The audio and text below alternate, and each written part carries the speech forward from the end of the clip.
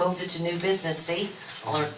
Moved by the Vice Mayor, second? Second. Seconded by Commissioner Amoroso. All those in favor state so by saying aye. Aye. All those opposed, motion carries unanimously. Thank you very much. Moving on to new business, item 12A, Memorandum of Understanding and Non-Disclosure Agreement with Florida Atlantic University, FAU. Thank you, Madam Mayor. This is a very interesting item and something that we're very excited about. And hopefully at some time in the future, you'll look back and say, November 1st, 2016, you were part of an action to enter into an arrangement with the entity SEMREC, which is the Southeast National Marine Renewable Energy Center in FAU, with the intent of figuring out how to derive energy, clean renewable energy from the Gulf Stream. And it happened here in this little city of Lake Worth, the city that can. And that's a really phenomenal thing, and I could wax philosophical as you've heard me do about this topic. So I'll save you from that, but I want you to put it in that big perspective as you hear these presentations, that this is the first step with what will lead to be a truly transformational set of advances and issues for not just the residents of this city and the businesses, but also our region, the state of Florida, and maybe even internationally. And so all eyes could be on Lake Worth potentially because of this partnership. So with that lead-in, I want to introduce Gabriel Alcenas, who is the Executive Director of SEMREC. Am I getting that correct? Right? It's really, it sounds like one of the trolls from Lord of the Rings, but he's going to give you a brief overview. Sorry, it's Greg Rice's fault. He'll give you an overview of this center and the vision of where we're going, and we'll answer some questions. So without further ado, Gabe. Thank you very much. Thank you for the time and the opportunity to speak today. As the city manager indicated, he asked that I present a little bit about our center, what we've been up to, and then about the industry and the potential for Gulf Stream power here in Southeast Florida. So I'm responsible for all the marine renewable energy activities at Florida Atlantic University under the auspices of our U.S. Department of Energy Center, the Southeast National Marine Renewable Energy Center, the worst acronym in the world, SNEMREC, that they gave us. We were actually originally founded in 2007 as a State of Florida Center of Excellence, and very focused on technology. We've evolved since then, and we were designated as a federal center in 2010.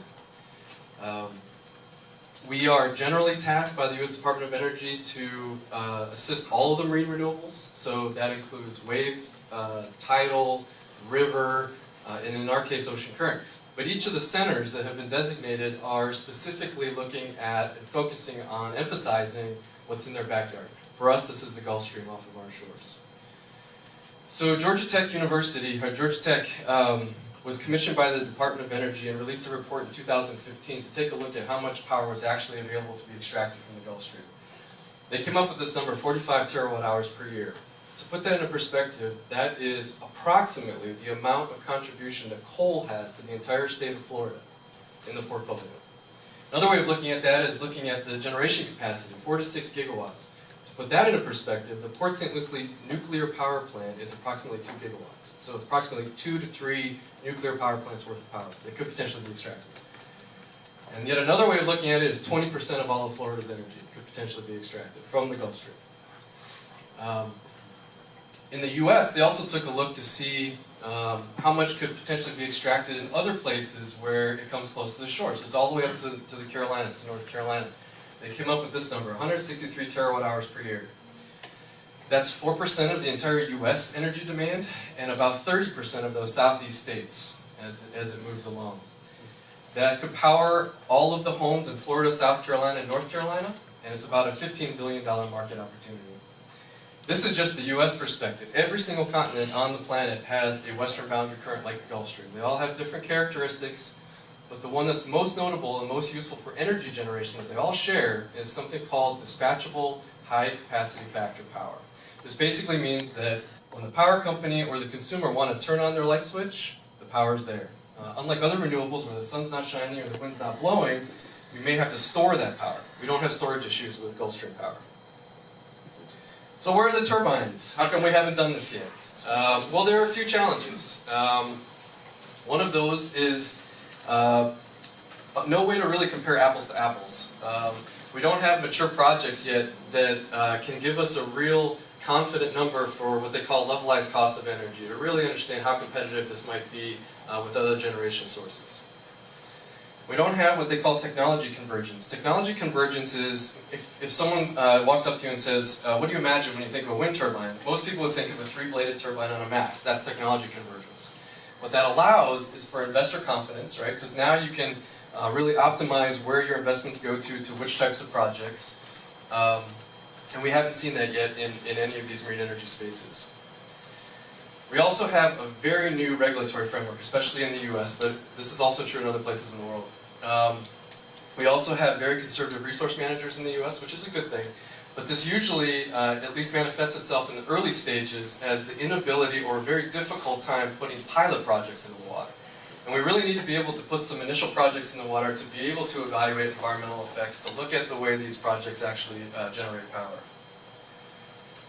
As I alluded to, there's all these environmental effects. We have done a far better job than early wind did. We've done a lot more due diligence to try to figure out what these potential effects might be, but there's still a lot of work to be done.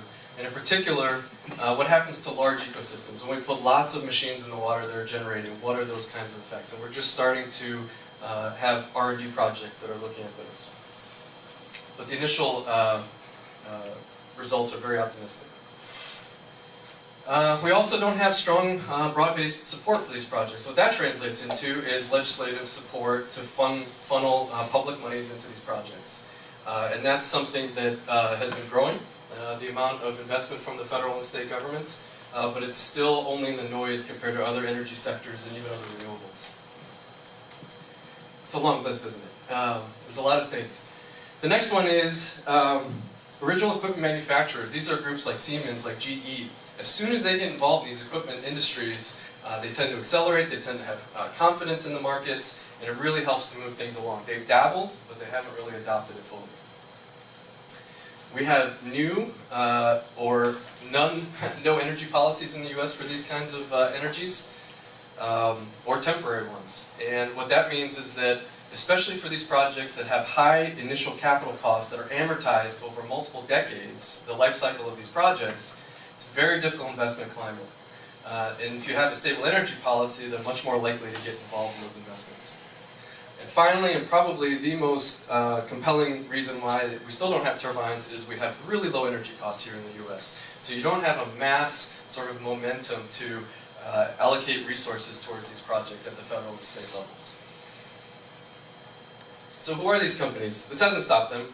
There's many that are out there. There's more than a handful, and each one of these have at least one approach to trying to solve these issues, maybe more. They're from various countries, so it's an international market. They're very immature though. They have only done some small-scale projects, some field demonstrations at small scale, and some lab tests. What this means is there's no production scale prototypes yet, so you can't just go and buy a GE wind turbine or a GE water turbine, and there's no commercial leases. To us, this means major opportunities. It means that we still have the opportunity to be the facilitators for this industry and really make a difference in making them a reality. Just a quick overview of some of those companies I chose to include there on the right.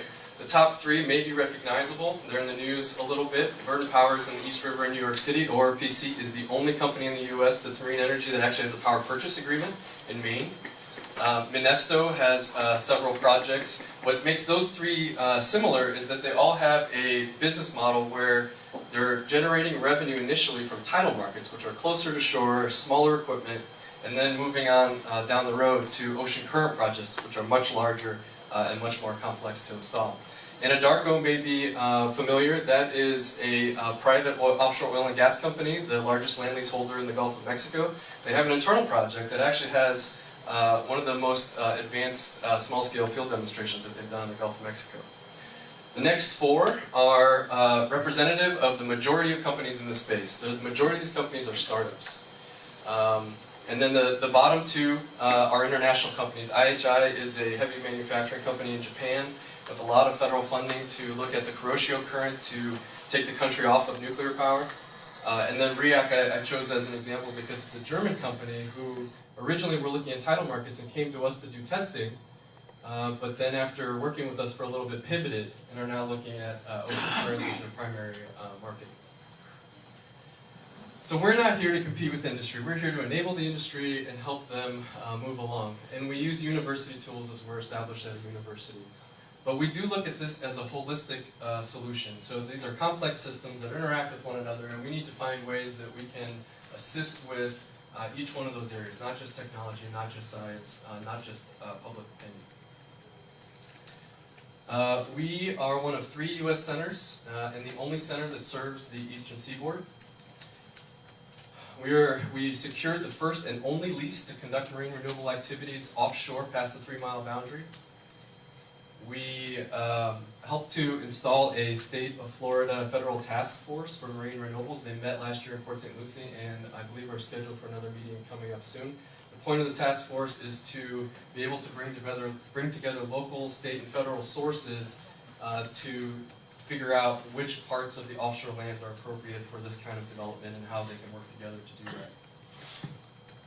We've also compiled a massive amount of baseline data to understand where animals are and what the probabilities of interactions with animals are in certain areas offshore with equipment if it were to be installed.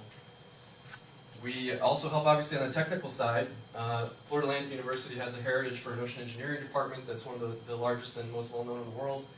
We leverage a lot of those resources on this project, and we help them not only build and optimize components, but also provide test work infrastructure, the kinds of things that they need to move their technologies along. We've collected an unprecedented amount of data about the Gulf Stream. We need to understand its features, we need to understand how we extract energy from it, how it affects equipment, et cetera, and we continue to do so today. We've guided more than $10.5 million of R&D projects with both State of Florida University partners, other partners in the U.S. and internationally. This is an interesting advancement towards economic development piece. We actually trained 200 teachers between Martin County and Monroe County, and what they've done is they've taken marine energy topics and incorporated into their science classrooms in high school. And what we found is that the students that come from these programs to universities are already hitting the ground running, and it's our future professional class that's going to be in this sector. That's been very effective. And then finally, it's important to us to do a public-private partnership piece as well. So we did help found and still very active in the U.S. Trade Association for this, and enabled the international technical standards that provide financing opportunities for the companies. So what do we still have left to do? And these are sort of broad things that I think speak to the value of having this partnership, because there are some things that the university does very well, and some things that I think Lake Worth can significantly contribute to. We need to help these companies get to commercialization first and foremost. This doesn't mean building their widgets for them. What this really means is we need to provide the kinds of things that prevent them from getting down those technical milestone roads. For example, for a company to do a small-scale test, to build out all the offshore infrastructure is a one-off kind of thing. They use it once or twice, and then they no longer need it. But the capital required to get to that point is significant. It's almost double what it would require to get through their entire technology development pipeline. So those are the kinds of things that we look to help assist with. They need somewhere to plug into. And this is valuable to both the utilities as well as the companies that are doing the testing. From the utilities perspective, they get a chance to sort of peek behind the curtain and see what the company's equipment performs like, what potential equipment they may want to look at in the future to purchase, and they actually get electrons on the grid that are from renewable resources. From the company's perspective, this is very important because they now have a mechanism to be able to recover some of the costs of doing the testing offshore along the way as well. There's also several barriers to what we call siting. So that's picking a place offshore that you'd like to install these projects at different utility scales. In particular, of course, there's environmental items, but in particular, user conflicts. So we know that there's a variety of different uses for the ocean, and we haven't really gotten down to explore the detail of one particular site's use and how we can be proactive to be able to enable some compromises or mutually beneficial arrangements that these projects can move on and everyone can still use those ocean areas. And then finally, the companies can't do it alone. They need an entire supply chain that's around. These are the local jobs to build the equipment, to install the equipment, to service the equipment, to decommission the equipment, all of the stuff that's around what the local equipment manufacturers need to actually put this equipment offshore. So we've started down this road a little bit, and I'll be very brief here, but we've built the infrastructure to put out a small-scale test berth. This is not grid connected. We have much of the infrastructure ready to go, and we're selecting a location, actually offshore of Lake Worth in the Palm Beach County area. And this is basically going to help establish a footprint so that the really sort of rubber hits the road part, which is the full-scale testing, which is grid connected, can be co-located on the same spot. We don't have to go through the regulatory process over and over again to keep moving through these different stage gates and keep up with the companies as they build their equipment bigger and bigger. We also do the ocean measurement, as I mentioned. We've been, this past year, for the first time, measuring the Gulf Stream offshore Palm Beach County. Actually, the moored equipment that you see on the bottom right there has been installed since the beginning of the year, and we plan to remove it at the end. We're actually quite excited about it for two reasons. One, because it covers the sort of area offshore Lake Worth, but also because we think we captured Matthew going over, which is unprecedented AECP data. And that's a lot of important insights. You know, the companies in the future will have to understand how they can manage that equipment during a storm and bring it online as quickly as possible. And then we have a coastal monitoring system that currently covers Broward County, and we're looking at expanding that to cover Palm Beach County as well. That serves two purposes. One, to also understand more about the current, but more importantly for us, at least, it's an operational tool. It gives us near real-time ability to see what the currents are doing offshore, to know when it's best to go and put in equipment, remove equipment. It also has a bunch of other auxiliary uses, for example, search and rescue. If we had the system out when those two boys got lost, we probably could have helped intercept them. And so finally, this is what our two sister centers are up to, and it's a shared vision. We're all moving towards the same end goal. The Hawaii Center has just recently opened up a wave testing facility in Kanaoe Bay on Oahu. And that's a sort of medium-scale wave testing facility that's grid connected to the Marine base. Our partners over in Oregon State are in the final stages of securing $40 million to build out an energetic wave testing facility, which will serve similar purposes, about 6 miles offshore, but for wave projects out in Oregon. So thank you for the opportunity to describe this. It's a little bit of what we call drinking from the fire hose. There's a lot more to discuss, but we thought this might give a good context for what we've been up to and what the opportunities might be. Thank you, Gabe. Madam Mayor and Commission, the bottom line is, and this is drinking from the fire hose, we had reached out, I had actually talked to Richard Pinsky, our lobbyist, about reaching out to FAU and SIMREC, and it was with the intent of figuring out, you know, we're looking at solar energy and renewables and how we can diversify our portfolio. And I was thinking at the time that there was actually devices already made, and when we talked further, we found out that they're having these issues with trying to locate a viable test site. And the reason it made so much sense to us, and in the conversations I've had with you is, you know, Lake Worth is a lot about location. Well, location near the Gulf Stream, as you come up from Dade and Broward County, the stream gets better and closer to the shore. And you know, we happen to be a pretty progressive city on the coast who has an electric utility, and we had also started talking about that shoreline transition infrastructure. You know, how do you get a test site, electrons, and monitoring equipment up to the shore? Well, we had this old abandoned sewer line that is only for emergency purposes, but we stopped using the dumping sewer in the ocean many years ago. And it's like, wow, we can pull a cable through that. So that's how the discussion really started. And it became evident very quickly when we talked with staff and our engineering staff and batted the ideas around, that this could mean putting us on the map for being that spot where this technology is proven and this technology becomes a reality for these companies to locate, which brings in Jobs. investment, because now you've got people coming here to do this. And if we can actually get them into the stage of finally doing R&D and manufacturing, you know, that's the kinds of things I think y'all have been looking for. As well as, wouldn't it be fantastic if you could just imagine coming back and saying, you know, we're at a point where we could set a goal in year, you know, 2030, we're 50% renewables, we're 75, and you could actually potentially figure out a way to get us to that point of being the first city in America, powered by solar, powered by, you know, current energy. That'd be amazing.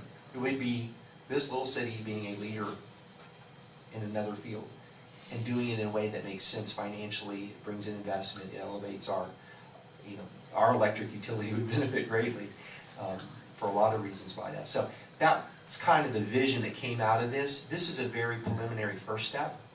I'm just throwing stuff that's way out there. But yeah, as you can tell, it could expand. It has the potential to be something that's transitional. We spend a lot of time in this country working on the incremental. We change out light bulbs, we do this, but a lot of times we don't realize all the advances we're making in energy saving is barely, I don't even know if it's keeping up with demand growth. This is the kind of thing that would actually eat away at that base load. It would be phenomenal. It would be something substantial and something you could be proud of. So we're presenting this MOU, and for your consideration, I guess we can take questions at this point. And this is actually too, one thing to note, and I was mentioned there, but I don't know how much people understand it, but where the current actually is off our city is one of the probably most desirable areas of it. There's more activity there, there's more. Gabe can probably fill you in on the data they've collected over the last 5-7 years. That kind of explains really briefly, because Yeah.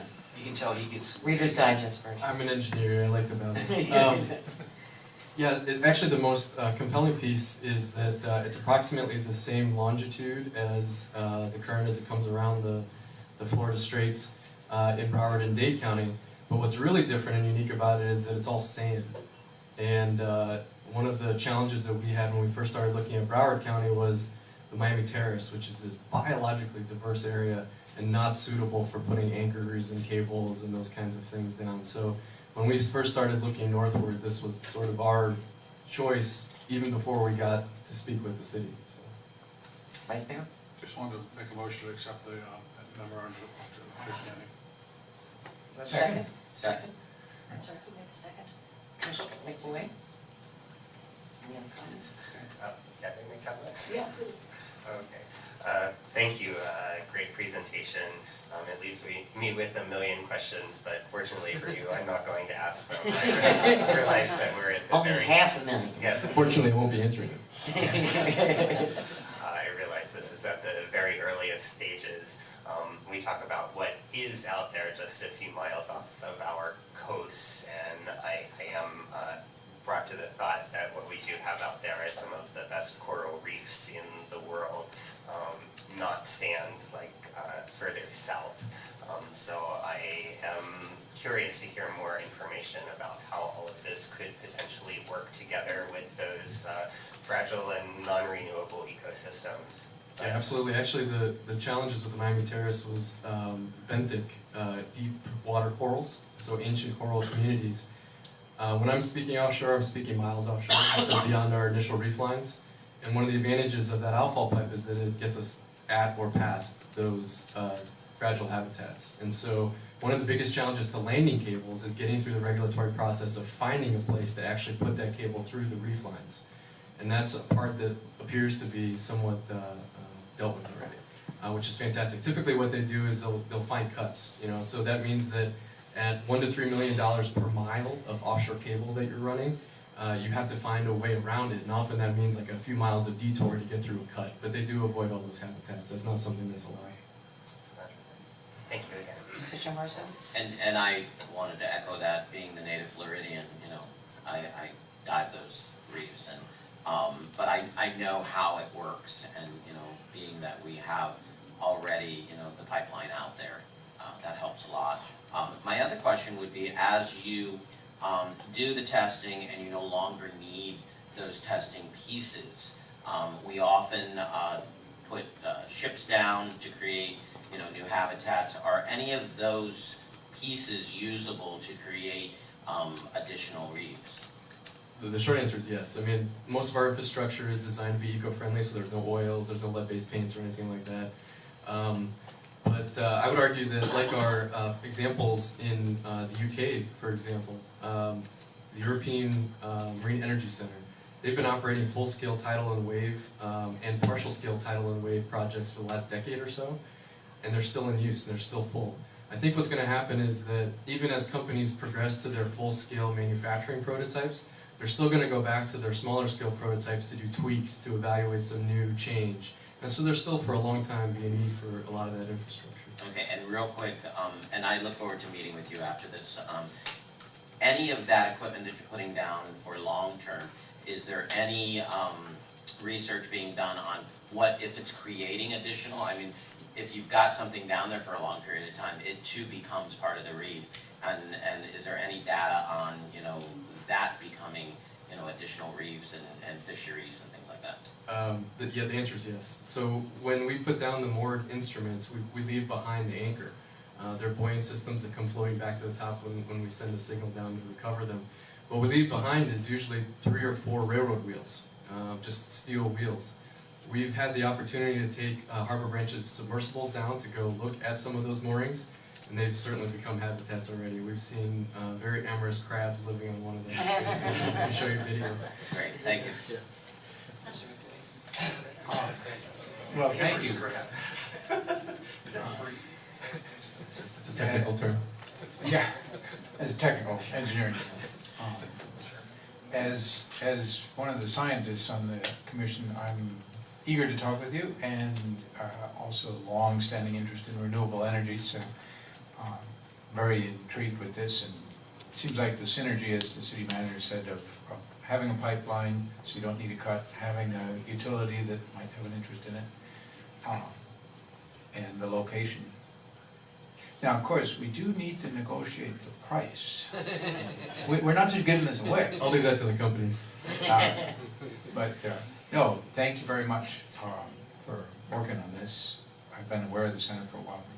Glad to see that we're getting to the next stage. Yeah, likewise. Thank we're you, very Richard, excited. too. Thank you. Do we have any public comment on this one? Yes, we, no. Not this one? Okay, I've got a motion on the floor and a second. Seeing there are no public comments, all those in favor state so by saying aye. Aye. All those opposed?